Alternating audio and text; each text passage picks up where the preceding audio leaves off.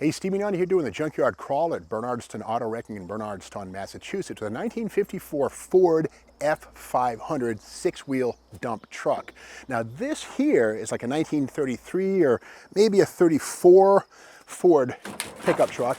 And in 20 years' time, Ford really went from the Stone Age to, well, the Jet Age, in a way.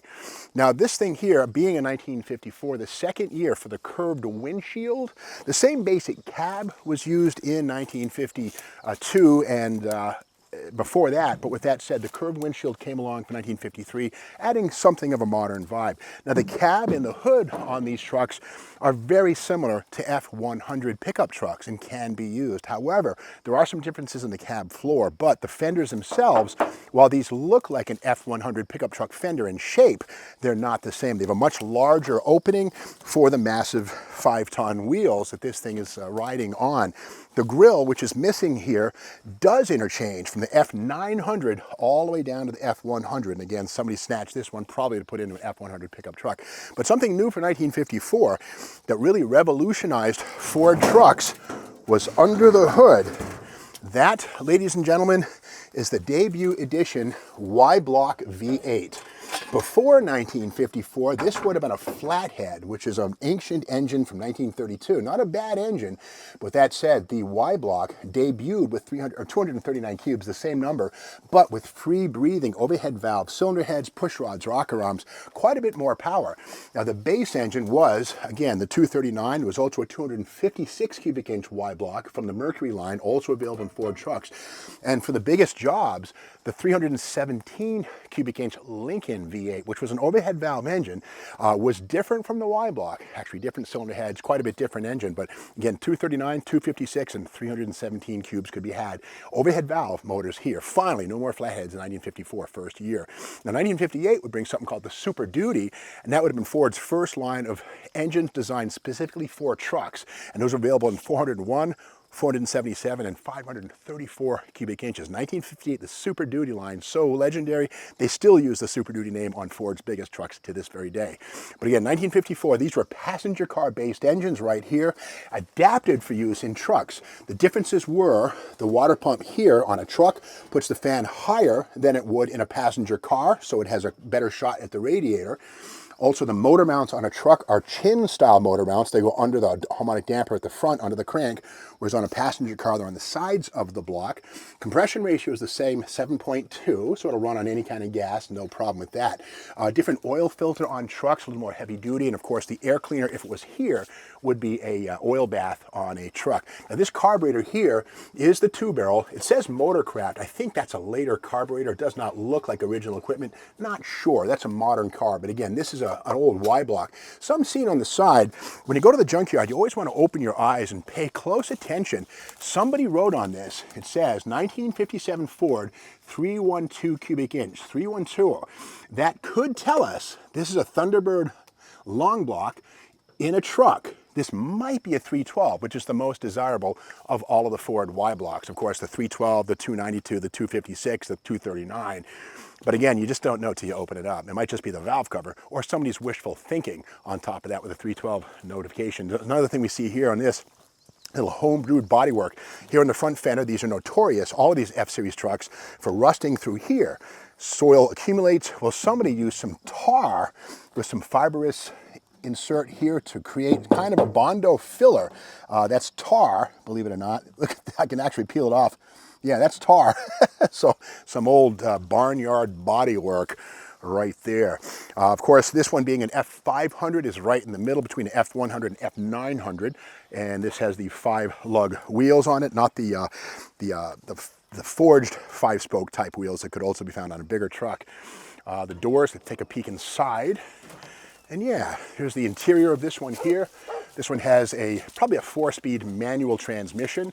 No power steering, no power brakes. These are strictly the power of the driver to get these things down the road. Now, if we look at the shifter, we'll see it has a little red knob and a cable. That goes to the 2-speed rear axle. We'll get to that in just a moment. But getting back to the lineup of Ford trucks, this is one of the Crestline books right here, Ford Trucks Since 1905 by James K. Wagner. Great books. These are wonderful resources. But in here we can see that 1954, it says here, 54 marked the end of Ford's V8 monopoly among the better-known truck makes, with Dodge introducing several models in its new C1 line. Studebaker Rio V8s followed. So basically V8s were previously a Ford thing. Well, the rest of the industry was catching up. We can see right here the various sizes of Ford trucks, the little guys, F2s, etc. And over on the next page, the big stuff right here. F750 right there. We have an F900 right here, that log truck. And again, these would have had a 317 cubic inch Lincoln-based V8 engine. And again, the Super Duty stuff with as much as 534 cubic inches wouldn't arrive until 1958. And the thing about the Super Duty V8s is that they were designed specifically to be used in gasoline trucks. They were not production car based. They were massive engines. And in fact, Ford never used the Super Duty V8s in passenger cars or anything under about 3 tons. They were big engines for big jobs. Now this one here is kind of unique. We can see some details. A home-brewed gas tank right here based on, looks like an old oil jug or an oil tin, a barrel of oil turned into a gas tank with a bit of pipe threaded neck right there. The original location would have been right here with a neck coming out, and probably the gas tank would have been underneath the running board. So some home brewed stuff on this one here. Now getting back to that 2-speed rear axle, let's take a peek underneath this one. And this, of course, is an open drive, as were all Fords after about 1952. And that thing on the front of the rear axle, that is the 2-speed unit. Now, the thing of it is, with that fairly small engine and as much as, 5 tons cargo, you needed a bunch of gear ratio, like a 6-to-1 in the back of this thing to get this thing moving.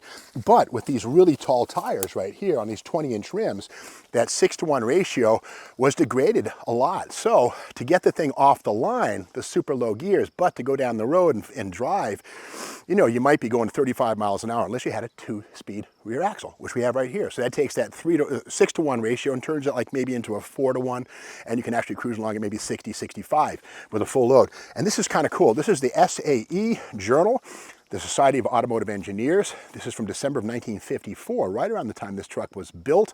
And in here is a cool magazine ad from Timken. And we can see right here, they're talking about how they test their 2-speed rear axles. The TDA proves axle quality in this torture chamber. On the bottom left, we can see right there, we pick one of our axles at random, then duplicate a hauling condition hour after hour, day after day. Or invent a test like going uphill with a full load from California to New York non-stop, something you can never do in the real world. But this dyno here could actually beat a rear axle up so bad, the fist smashing it in half. Now it's all about delivering to you a rear axle that was capable of going the distance. On the right, there's an example of one of many types of 2-speed rear axles. We can see basically where we have the ability to go from like a 6-to-1 to a 4-to-1 gear ratio with the pull of a lever inside the truck on the shifter. So again, 2-speed rear axle, check. An extra cost item on this truck. Coming around to the back, a big old steel dump body right here. Perhaps hydraulic, probably either gear driven or maybe chain, not sure. But on the back of this thing, we can see a lot of home-brewed ad hoc stuff. The trailer hitch has been added, torch cut out of a piece of plate and then welded onto the back, which is also welded on. Again, a lot of can-do attitude with this thing. The dual wheels in the back, of course, on this 6-wheeler. And this right here, they probably use this thing to dump out some hot tar, maybe some sand. This little door right here, you'd lift this thing up and you'd have a little slot like that. You could tilt it back and then lay out a controlled path of whatever substance was in the back. Let's go around through here. Play limbo like me. And on this side, more of the same. The home-brewed, apparently, dump body. Let me see what kind of a system we have on this thing to raise and lower it. It's been removed. So whatever it was, it could have been a power takeoff with a little gearbox that would tip it up. Not sure. It's all gone. So it's been harvested. But inside this end of the cab, we can see something that was definitely not born here. Those seats are from a Volkswagen Beetle, about 1972, 73. I recognize them. My dad had one of those things. And they fit right in. This would have had a big old bench seat up front from Ford. But on the floor, we can see some of the controls right there, the remnants probably from that power takeoff. to control the dump body, those two levers, and the parking brake in the middle, that big thing with the stick on the end. So again, not a very luxurious cab, and the modern Super Duty, King Ranch, all the modern Ford trucks that are basically as luxurious as a Lincoln Continental. You can enjoy air conditioning, Wi-Fi, all that stuff while carrying a 5-ton load if you want to on a modern dually Ford truck with a big old diesel with 6 times the power this thing had. But again, in 1954, with its modern overhead valve V8, this F500 was truly about the best it could get for a small job contractor or shop. So again, overhead valves for the first time in 1954, very beginnings of Ford's rise toward the Super Duty empire that we know and love today. Now, if you like this video, be sure to subscribe to the Steve Maggs YouTube channel, give this video a thumbs up, share it with your friends, and ring the bell so you're aware of the next video, which hits tomorrow morning.